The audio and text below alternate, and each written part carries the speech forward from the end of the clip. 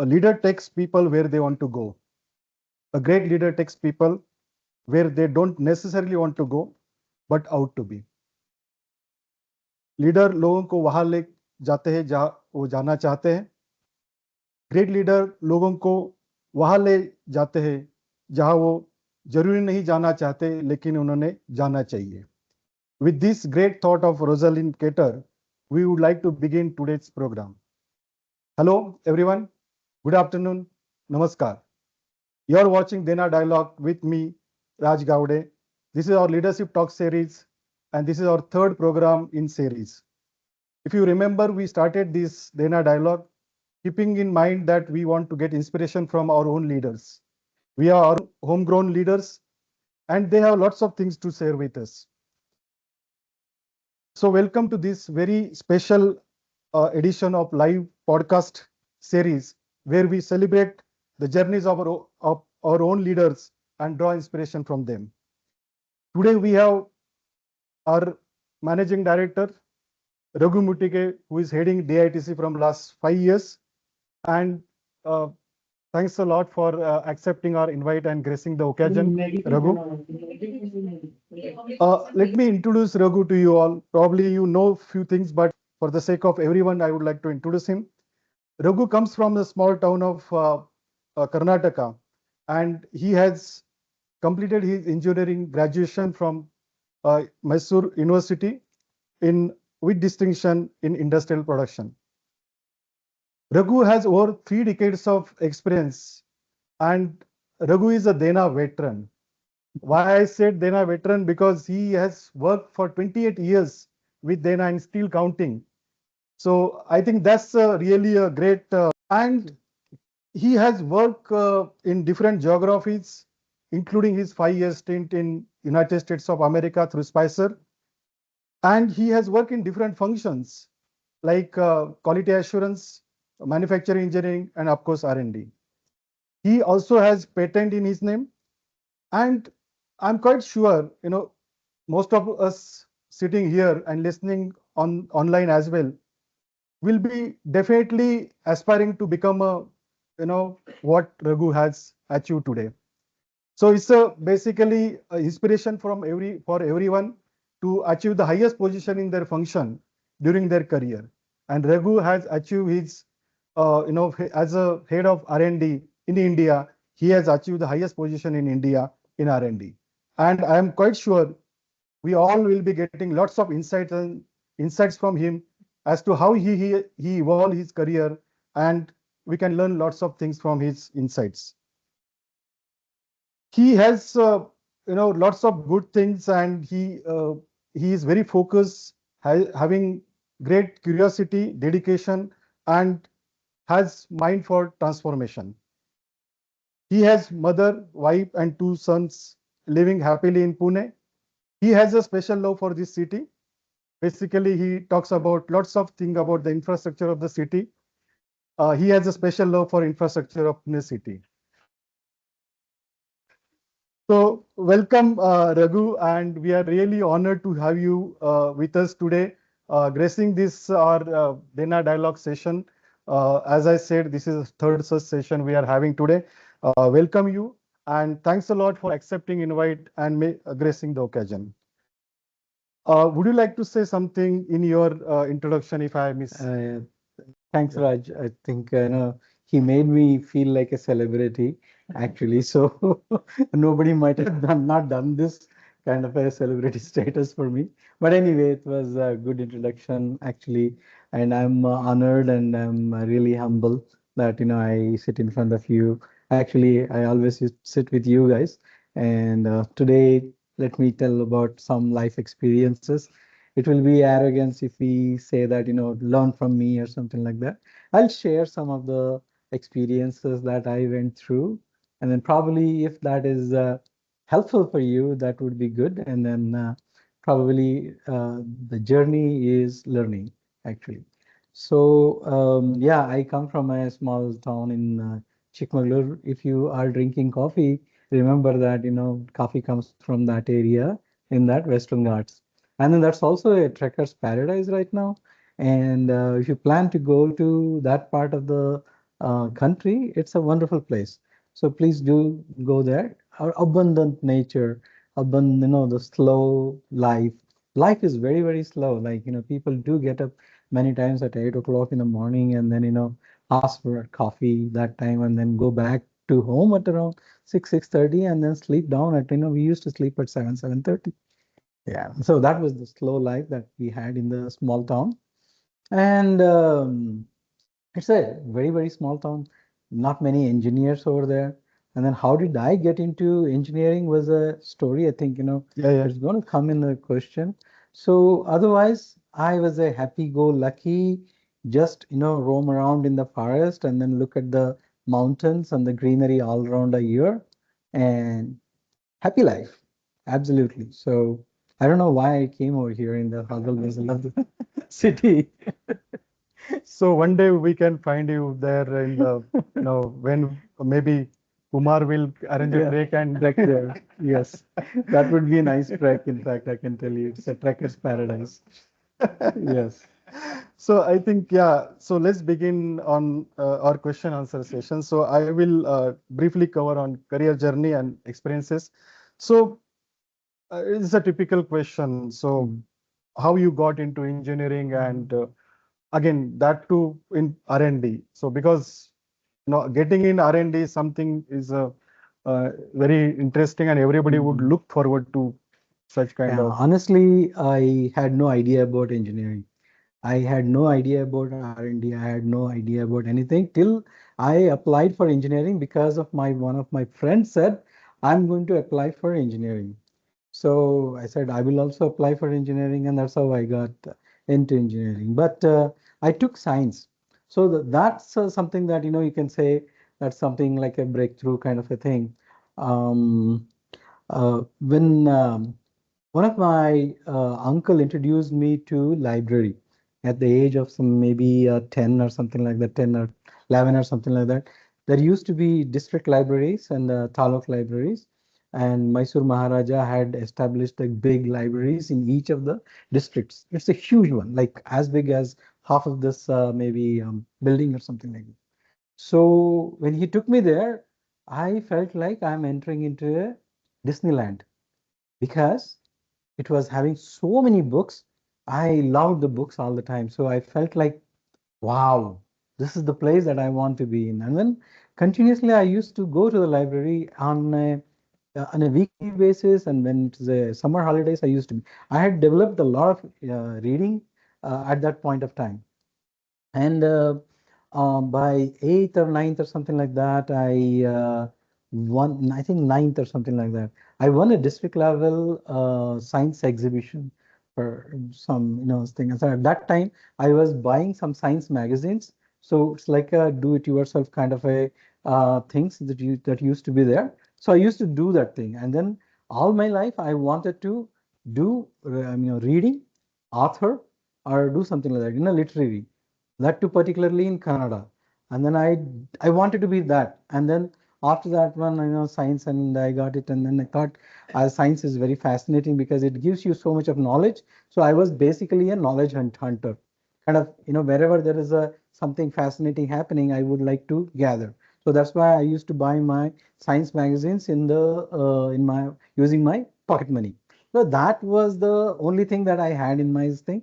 And I took the science just because everybody were taking science, and I was looking like science, science guy to my teacher. So I took the science, and then I took the engineering because my friend wanted to get into engineering because his father was a contractor. So civil engineering was the only thing that we knew at that point of time in that city.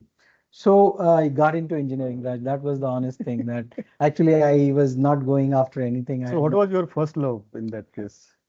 Or in the first passion or for that matter? Oh, okay. So when I got into engineering and I realized that few things that I can do a lot good. In fact, that was engineering drawing, first of all. So the engineering drawing was something that, it was so easy for me.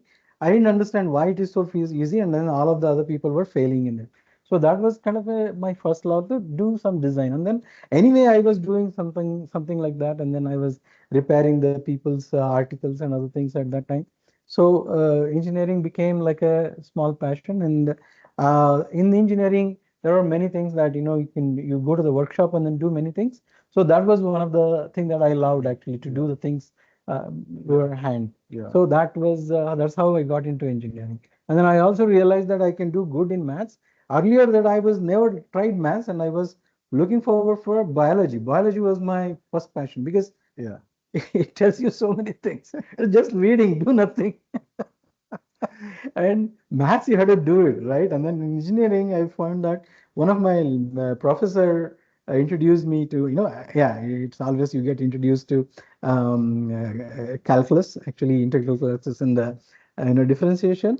So nobody taught me, like, what to do with that one in the 11th, 12th, and then when we go into the college. So in the college, that professor taught us what do you do with that thing actually, with the integral calculus.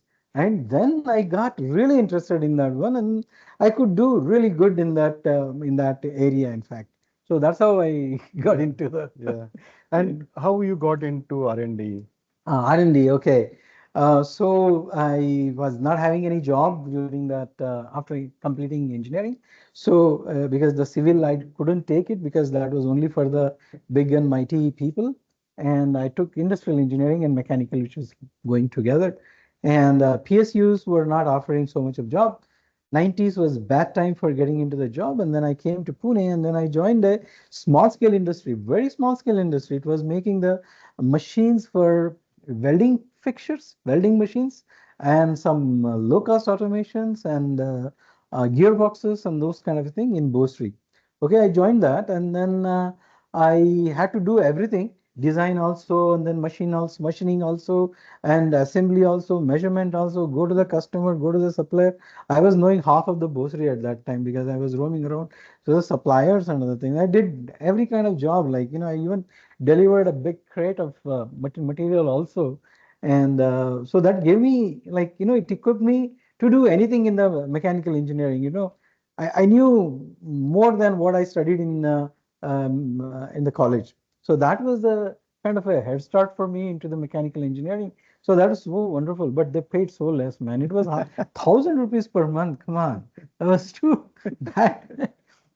And then with this kind of a education or this kind of an experience, when I went into, I landed up in two jobs. It was a big company, and then they were paying more.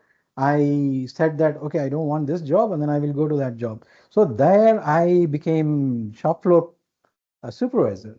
Shop floor supervisor, somehow there I realized that I'm not cut for production. I'm not cut for doing the same thing again and again. And I couldn't really stand that job. Within 6 months or something like that, I came back to Forbes Marshall because they promised me low cost automation and then electronics and so many other things. I said, okay, this is more interesting to me. I didn't want it to do anything same again and again. So I got into this job. I came down by good amount of a Yeah. reduction So in the very salary. early you understood that the running behind the salary is not important. No, that came later on actually. That was one thing. But I realized when I working in Forbes Marshall, I and myself, it was we were 23 or 24 or something like that at that time. At that time, I was looking at this stuff, and then I was talking to my friend, and then we decided we were together. Somehow we were together all the time, and then we decided that, hey, look, let's go for gaining the knowledge, and then learning the things rather than going after money. So money will be the byproduct. Never ever go after the money, and then money will come on your own. I don't know what was that philosophy, who gave that one, because I left my another job which was paying higher. So I said probably I was kind of, I was reconfirming that what I did was right, maybe. So I went there, and yeah, that was one of the turning point for me. I never looked back in making money.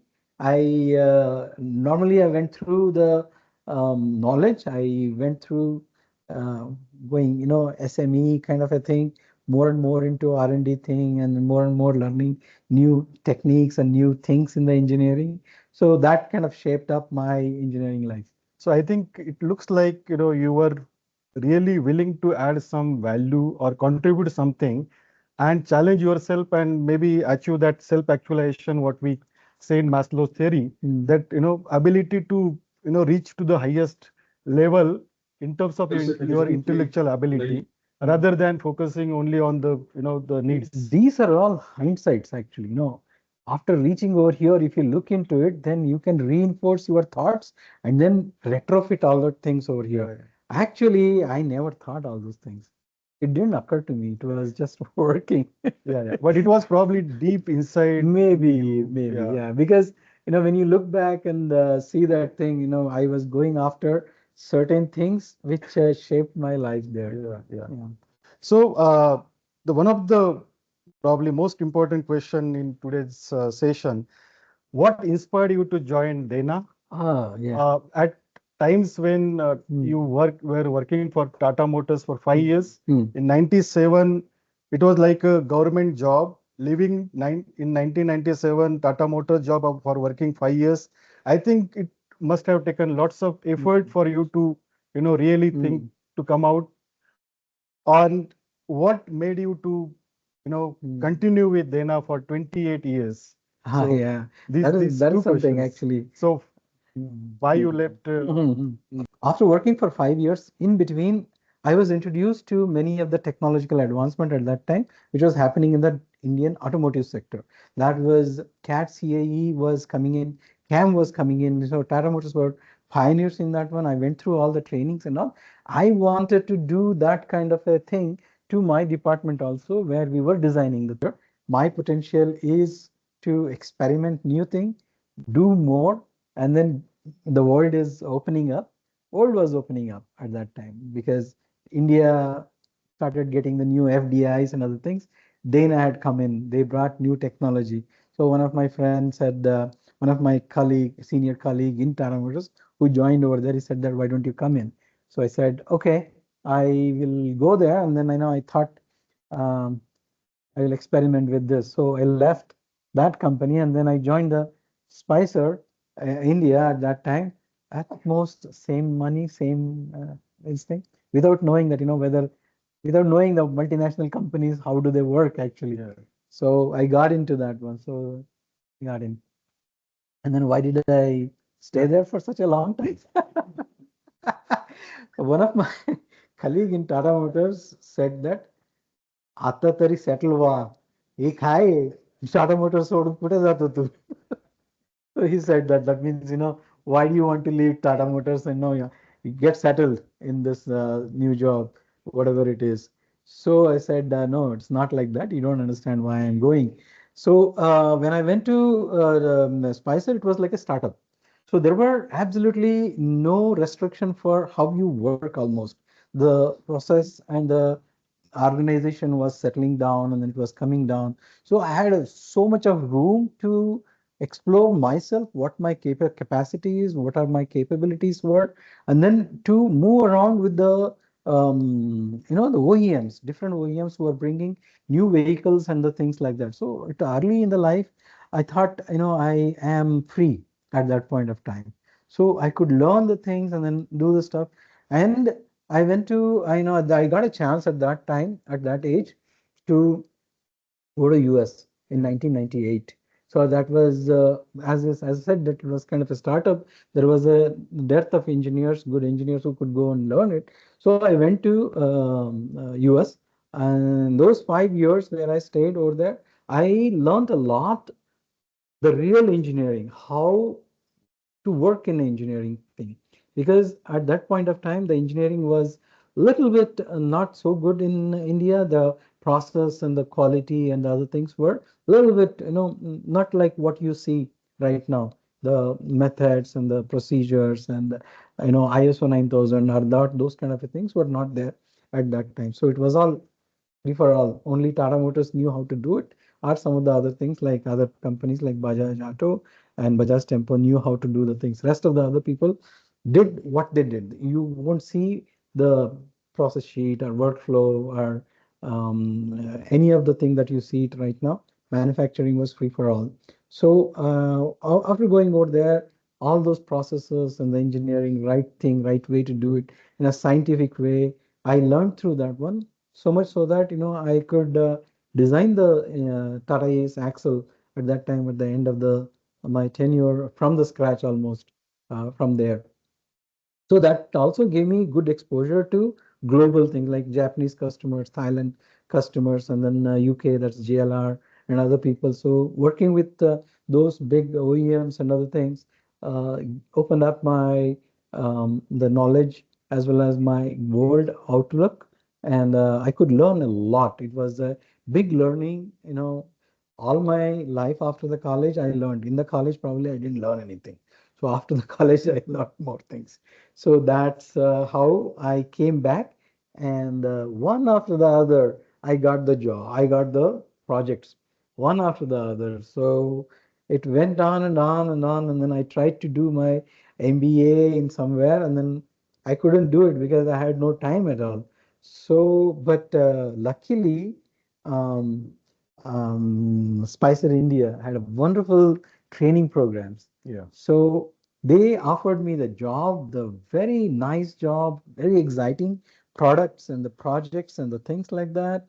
And some of the education, the developmental things that they offered me. I did my VLFM, which was 18 months program on that one, and then the innovation, and then Oxford executive education, and all those things. You know, it was great. So I never thought that, you know, I had to leave. I had no time or I had no thought to leave that company.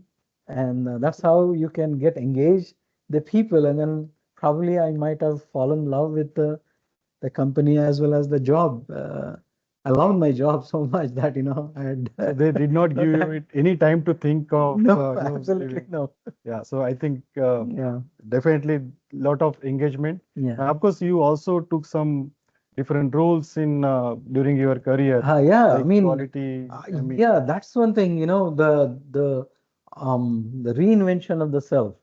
You know, every 5 years after some time, I got an opportunity to reinvent myself. I was a Axle engineering manager, and then after I got the drive shaft also added to my portfolio. So I had to learn the drive shaft as a new product. And then I was given the other option of quality in the central quality. So that was another great opportunity. I had no inclination towards the quality because you know, the way it was operated. Then when I got the quality, central quality, I had to roll down the quality measures to achieve the, at that time it was 100 ppm was the goal. We could do almost 0 ppm at many places. So 10 was the Dana requirement. So we could do that, we could achieve the 10 ppm at that point of time through various measures, various things and stuff. My first victim was Guru, actually. So I experimented on Guru. He could not take it probably. But it was a fantastic journey. After that, I took the manufacturing engineering also. So every 5 years, I had a chance to reinvent myself and then put up a new Raghu, maybe like, yeah, you know, who can do something different than this. So that's the opportunity that I got yeah, from Spicer India. So that yeah, happened. And then I came here. That was also another chance that I got from Gajanan, maybe. yeah. So that was another opportunity to do something totally different, leave all that glamour of application engineering, going to the customer and then haggle with them, to sit here and then think of something like 5 years. So that's Yeah, I think it was indeed a great journey, and I think they kept you busy, and you also wanted to, always, knowledge. You said yeah. hunter, Yeah. so you wanted to always challenge yourself, Yeah. and Challenge yourself, and then if you are developing somebody, challenge your people to do something more. Challenge yourself also to do something more. So that would be always the chance. Sometimes boss or the company gives you that opportunity. Otherwise, you can also challenge. And then by doing that one, probably you may fail, but failure is something that you should not be worried. So failures do happen. So that's how you learn the thing. Don't make a big failure, big mistake, but smaller mistake with the boss's help, probably that will teach you good things actually. do you remember any such failure and how you overcome? Yeah, it's a continuous thing, you know. After doing all these things, you know, every time we will have some failures, something will be coming up. So Yeah. it will be a learning journey. And what was your biggest challenge you face and how you overcome? Yeah, so the biggest challenges were so many. I don't want to dwell into more of the technical thing. So probably one of the as I said, that not going after money was one of the thing. So that was, and then second one was telling the truth. So in while doing the engineering, when taking the quality and all, doing all that thing, how you work with your customer, how honest you are going to be, and then how openly you work with the customer. So that's one of the thing that was really hard for me, because at that point of time, no supplier would go to customer and then tell them that we made a mistake. Look, this is what the mistake is, because that too, when the stakes are around 2 crore rupees and more, recall things and other things were happening, it is very difficult, like how you do it. And then I think, that is not only me, Dana also supported that kind of a thing. They have quality stand down wherein we need to do certain things. But in India, it was not very popular. Otherwise, who will give that 2 crore rupees or something like that from the bottom line? So that's a bad deal. What we did was, we went to the customer. There was 25 people sitting in the room. It was a big deal because they were failing. And I said that, yes, we made a mistake. That was not supposed to happen. They opened their eyes and said, really? Yeah, we did it. And then the meeting went on, sir, 1 hour or something like that. They were not able to digest that I'm saying that, we did a mistake. And do you know the consequences of this? I said that, because Dana is with me, I said that consequences, whatever may be the consequences, we are okay to go through that one, even if it is financial consequences, we'll go through that one, and then we will do whatever you say. That needs to be changed. So at that time, Prabhakaran was with me, who is with our I mean, this thing.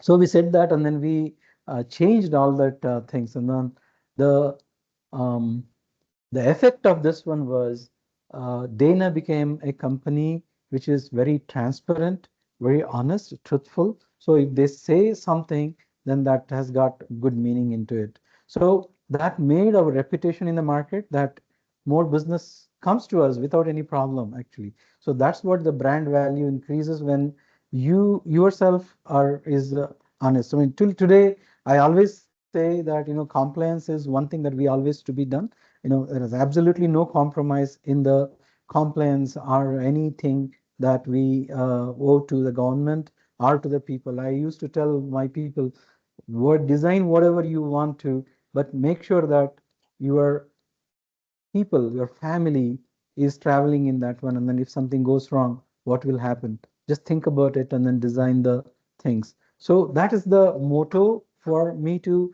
design or anything in those Yeah, time. very rightly said. I think telling truth is, establish the good relations with Yeah. the customer.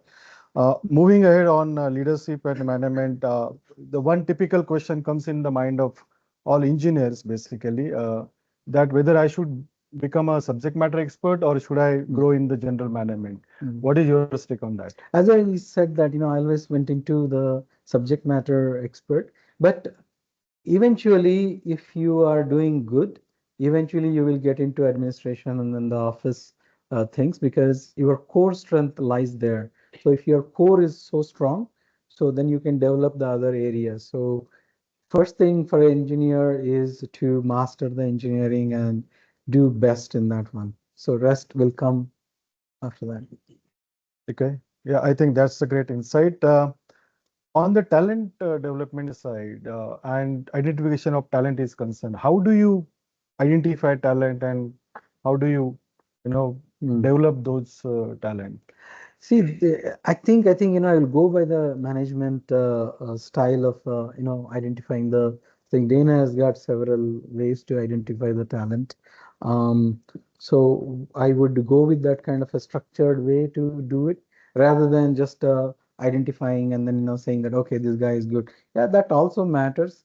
And then one thing that I would say is, make yourself visible when whatever the thing that you do. So if the visibility is not there, then how long you work, you are not going to be identified. So you will not be able to do that. Develop those things to increase your visibility. we create a lot of opportunity for you guys to present in front of the visitors, in front of this thing, and then this innovation thing was another wonderful opportunity to present yourself. And then there are many things which is going on in the company. So if you are visible, then your talent will be visible to the leaders. Otherwise, you won't be, if you are not visible, if you won't be able to Yeah, so get through. having just talent is not important, Yeah. but at the same time, you need to Mm. take some initiative and demonstrate those talent Mm. to wherever you get the opportunity. Mm. Um, do you believe that by training we can change the people? People can Mhm. develop and their behaviors can be Mhm. altered. What is your thought on Yeah, that? like whatever the training used to come to the department, so those people will be sent for training because they were good for nothing or something, I don't know. They will always be sent to the training. What? Yeah, I got so much of, boss would say, I got so much of work over here, so who is going to do that thing? So, but I need to comply with that requirement. So I'll send those people because anyway their production is not. So, but that's not true. So Yeah, because it's not true at all. But if you are really becoming a leader, you need to learn certain things because we all come up with certain traits. So those traits may not be sufficient to become the leader. So when you identify that you are short of something, these trainings will help you to become a more rounded leadership quality so that you will become a better leader in yeah, that thing. Of course, in the hard skills are required because the work needs to be done. yeah, So otherwise, it is not possible. So yeah. hard skills are one thing, and then the soft skills are another thing, which you need to really opt for, identify, and then do it. And you need to ask for that one sometimes. So in a way, you're saying that okay, leaders are made. Okay, Yeah, they are not just born. yeah, Okay, but they can be made. yeah. Right? They Yeah. can be made. Of Yeah. course, they can be made. On the culture side or innovation side, basically your experience, the way you have, developed the culture in last 5 years in DITC. Would you like to put some, give some examples on, building the culture or bringing innovation? We are working lots of things and doing lots Mhm. of things on innovation. Yeah, the normal way of working is becomes a bit boring actually. You're doing the same thing again and again and again, so it becomes boring. So you won't get to, your brains are not picked, you are not bringing something new, it's all hidden in you. So if you want to bring something in new, then you need to be exposed to some kind of a the skills innovation or something like that. So when I started over here, I started taking some of those projects actually. So those electrification projects were something that, we gathered a big group of people, mechanical and electrical and all those people, and then we gave them the project to work on that one. Some 20 odd people got included in that one, and then they developed that thing. So that's one of the opportunity for most of the people who got associated with that one. So that is one type of innovation. The other type of innovation was, we took 2 or 3 projects like that to develop the people, and then ultimately every year we give some kind of a challenges to increase the productivity or something like that, to or identify some of those people who are bringing the ideas, and then encourage the people to write the papers, SAE papers, or of course the Dana always encourage the people to do the patent filing and the things like that. Yeah. So that is a big encouragement. So work with the company's ethos, and then work this. So Dana always inspires the innovation. And then this time only we did that innovation journey, because so that's one of the things that we can give it to more number of people.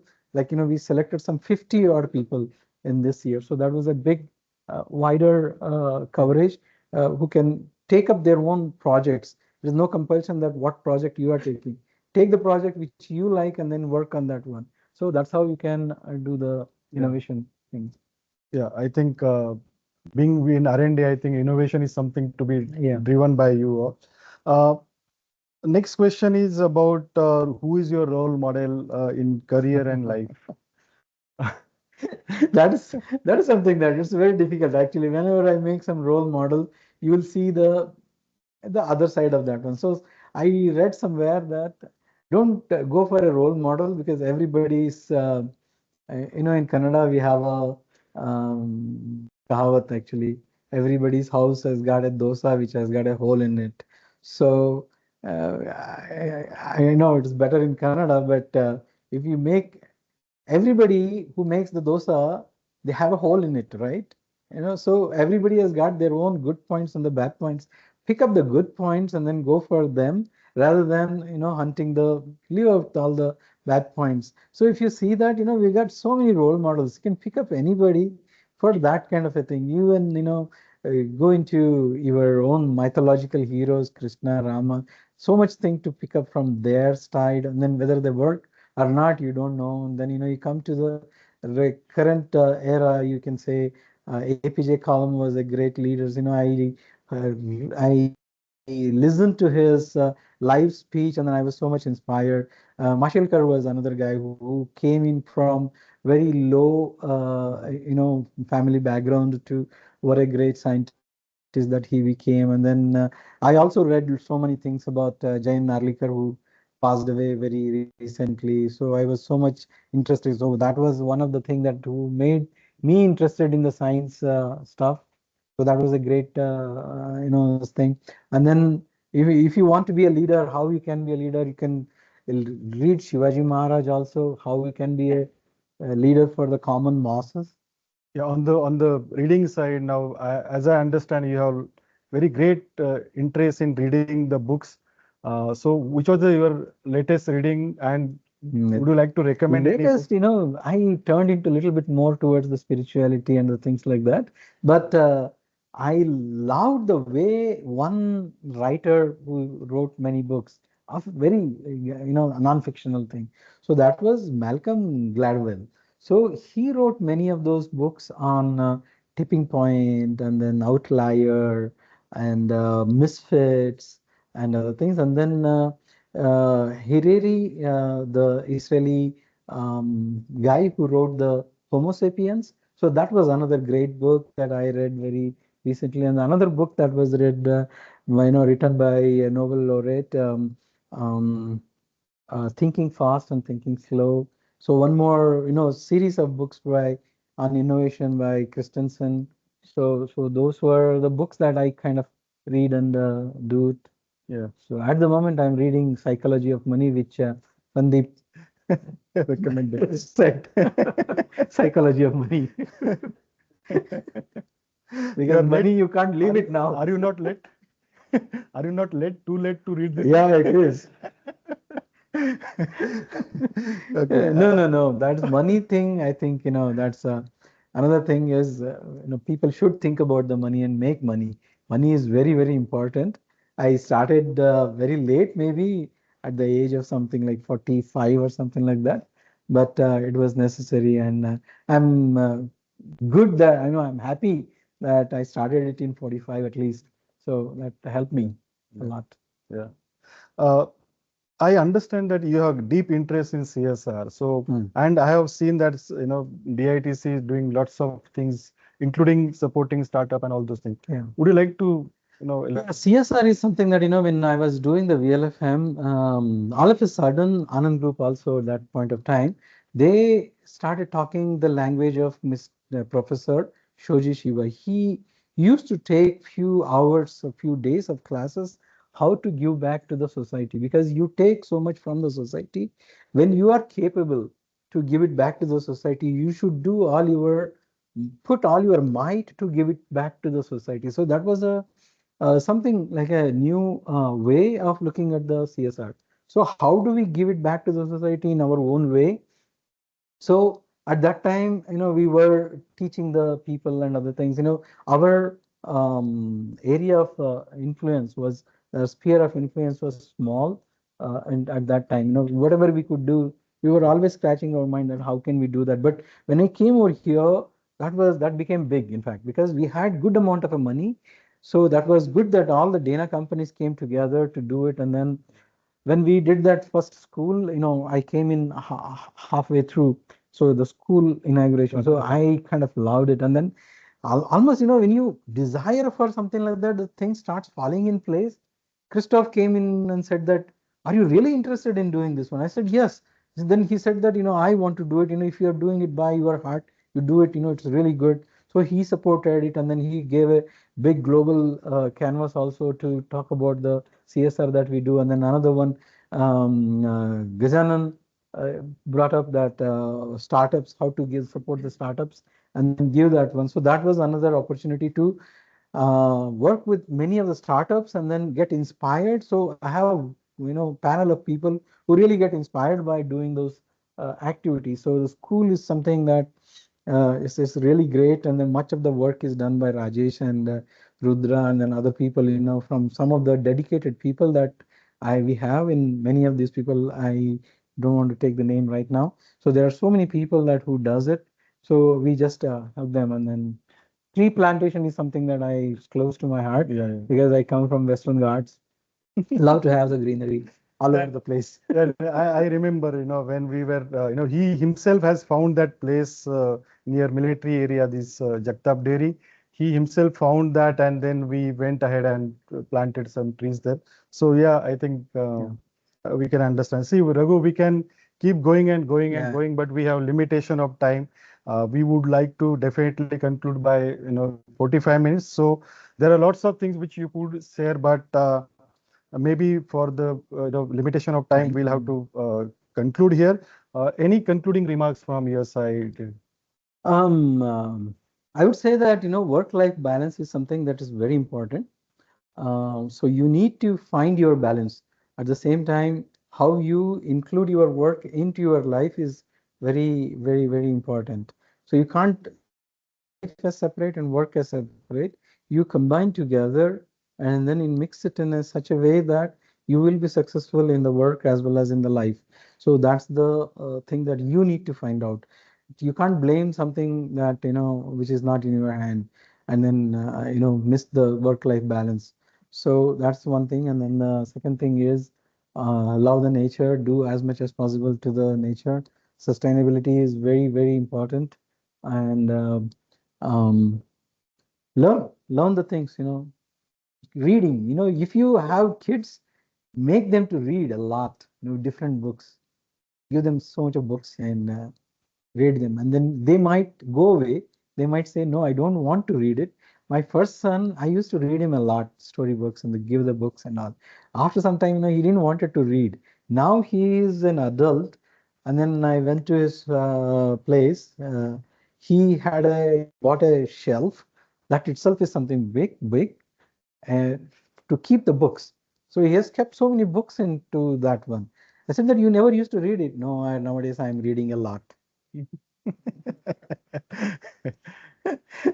So it Yes. happens. Reading is an addiction that you will, cherish a I long think time. I think that's a great message to take from here. Actually, we skipped asking the question, but maybe I can give opportunity to people here. Maybe one or two questions we can take.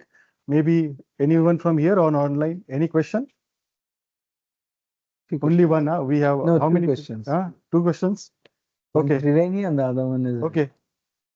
Yeah. Go ahead. Whoa, that's a different journey altogether. Because, when you are growing so much, you're so much of work is happening around, you will be totally disturbed. I had a great, disturbed life during that time. I continuously do it, and that works so well actually. No other self-help transformative, like, the developmental trainings and other things may not give that one, but the philosophy and then the spirituality gives you. India is blessed with so many people. They can give you something. You take that much. Don't become a sannyasi. Don't leave the things of the regular one and then do that one. But that gives you the calmness. You can be calm and energetic all the time. I was in product development, production engineering, you can call it as. We used to develop the product, did not do the design activities. That was one of the thing. Also, one of the thing that I left that place and then joined Spicer. So during that time, we used to do a very complicated job of tube bending, the gear shifters. So that has got a tube which goes and connects to the gearbox. So that was used to be like in a 2D, and it was never in 3D. So it was a big struggle. But when we did the engineering, the CAD, when we learned the 3D, three-dimensional CAD, I was the one who could, it would take something like, maybe a month or something like that to design the fixture with the trial and error. So I was able to do that within week by doing so many other things, actually. So that was something that I gave it back to them. So you must do it in the three-dimensional thing. I think there are lots of hands going on. No, no, go ahead. Like, I will short. I will be very short.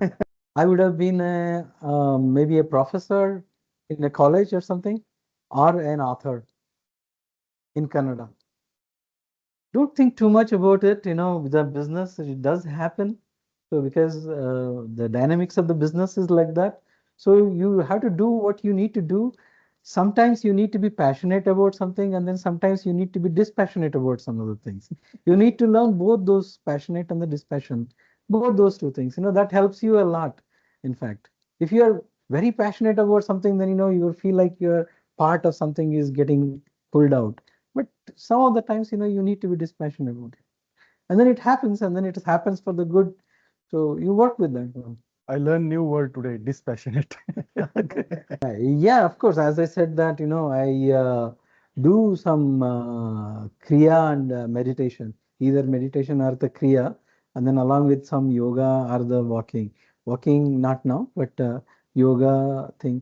One easiest way is the online yoga that is given by that guy Saurabh Botra. So it is so easy, so cheap. You can do it anytime and so flexible. Otherwise, if you are a member for the Economic Times, if you are subscribing it online, then they also give you very sustame yoga, and you can do it. It's so easy. So just but it starts at 6:30. It doesn't suits well for the people.